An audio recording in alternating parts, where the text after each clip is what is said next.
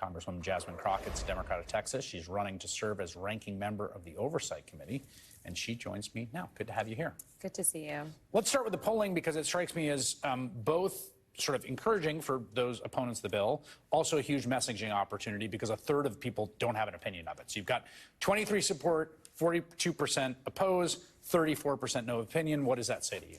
Yeah, it says that we still have a lot of work to do as it relates to kind of getting the message out. I do appreciate the fact that we've had some time, which is something that we didn't have when we went through the continuing resolution fight that we had, where you know who sent out a tweet and all of a sudden a bill went kaput.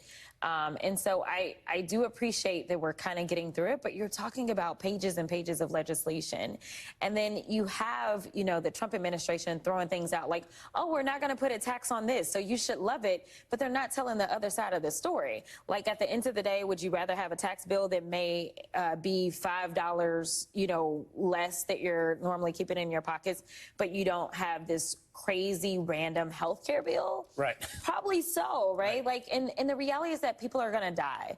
You know, listening to the stories of people that literally have only been able to live because of Medicaid, it's heartbreaking. And the fact that we're talking about rich people just keeping more money in their pockets while literally other people are going to die, it sounds anti-American and definitely sounds anti-patriotic. So one of the things that generally, when I've covered big bills in domestic policy in D.C., you know, there's this idea of like the Senate is like the cooling saucer, and that, you know, and that usually things come back from the Senate like more moderate, but both on the left and the right. That is generally the way things go. It seems to me like Ron Johnson and the sort of right-wing faction in the Senate is actually pushing to make this bill more aggressive on the cuts side. And I'm wondering if you were anticipating that, or if you thought you were expecting a more moderate bill. No, I was expecting the Senate to fix everything.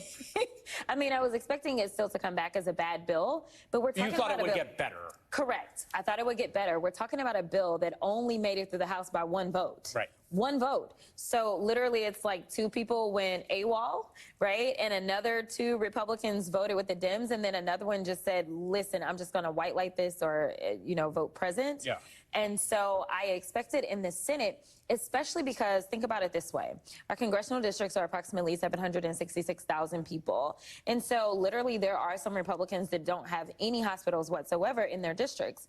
But then you start talking about the Senate, every single state senator has hospitals. And when you start to talk about rural hospitals possibly shutting down because they don't have enough funding, because you're now cutting this Medicaid funding and they can't supplement because they don't have all these other people coming in with, say, private insurance, I thought that the senators would say, listen, we can't do this. Well, you know, it's funny you say that, because one of the things, my understanding, again, the details here get a little complicated, but there's this mechanism called the provider tax, which actually would hurt hospitals. Yeah. Let's sort of do the short version that way. They're trying to squeeze more revenue.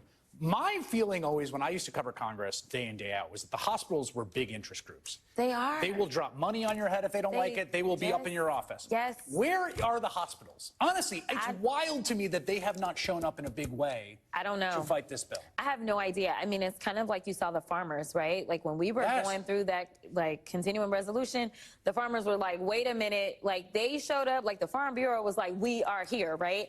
And so it is odd because the hospital lobby is a really big lobby. And a lot of people probably think of lobbies and they think, oh, you're going to be the antithesis of me.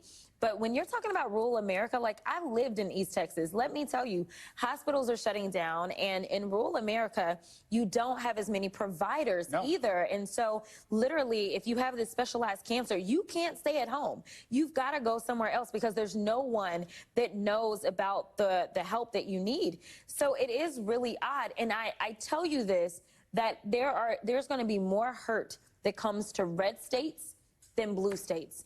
Blue states can actually take in a lot of this, not to say that they should and not to say that it's right, but like it will be disproportionately red states will get hurt by the Medicaid cuts in both these versions of the bills. Yes, absolutely. Congresswoman Jasmine Crockett, who is from the state of Texas, thanks so much for your time tonight. Absolutely.